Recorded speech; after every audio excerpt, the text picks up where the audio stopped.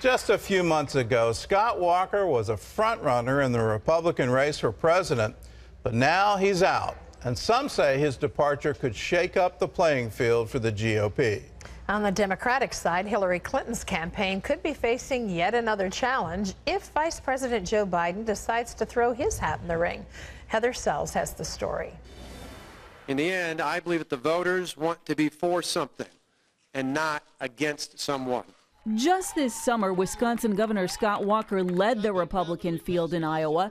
On Monday, he called it quits and suggested that someone could emerge from a smaller pool of candidates with a clear conservative alternative to the current frontrunner, Donald Trump. I believe that I'm being called to lead by helping to clear the field in this race so that a positive conservative message can rise to the top of the field. But will others drop out so that support can build around a challenger to Trump? None are expected to do so anytime soon. In fact, they're all scrambling right now around the Walker campaign assets. Some believe that Senator Marco Rubio will benefit the most from Walker's departure. They're both considered fresh faces with next-generation appeal. Late Monday, Rubio was already welcoming Walker's staff to his team, as was Senator Ted Cruz. The latest CNN poll shows political outsiders Trump, Carly Fiorina, and Ben Carson leading the presidential pack, with Rubio and Jeb Bush in 4th and 5th place. On the Democratic side, Hillary Clinton is battling off an unexpectedly strong challenge from socialist Bernie Sanders and waiting to see if Vice President Joe Biden decides to enter the race. If you just look at the facts, things work better when there's a Democrat in the White House. Her latest campaign move promising not only to protect Obamacare from GOP plans to repeal it, but to improve it.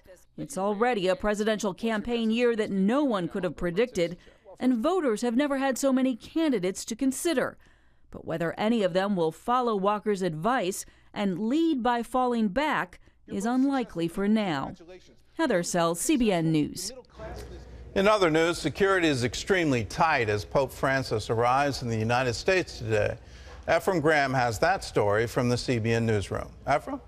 Gordon, some experts are calling it the biggest security operation in the history of the country. The Pope will be in the U.S. for 6 days, visiting 3 major cities. He'll start in Washington, where he'll visit the president and speak to Congress. Then he'll go to New York on Thursday, where he'll celebrate Mass in Madison Square Garden. And Saturday, he'll hold a prayer gathering with the World Meeting of Families and celebrate another Mass with a crowd expected at more than 1 million people. The Senate votes today on a bill banning abortions after 20 weeks. It is called the Pain-Capable Unborn Child Protection Act because supporters of the measure say unborn babies can feel pain at that point and could survive outside the womb. Scientific evidence on this point is incontrovertible. 5 months into pregnancy, unborn babies feel pain. The House already passed the 20-week abortion ban, but even if the Senate also passes it, President Obama is expected to swiftly veto it. A survey of defectors from ISIS found many quit the organization because they decided it was too brutal or corrupt, or because it too often went to war against other Sunni Muslims. The survey was issued on Monday by a think tank based in London. It is based on public statements of 58 people who have left ISIS since last year. The author of the report said the findings shatter the image of unity and determination that ISIS tries to show. And he says if enough people hear about them, the defectors' statements could prevent future recruits from joining ISIS. And let's go back to Gordon. Well, that would be a good thing if we can possibly stop that kind of recruiting.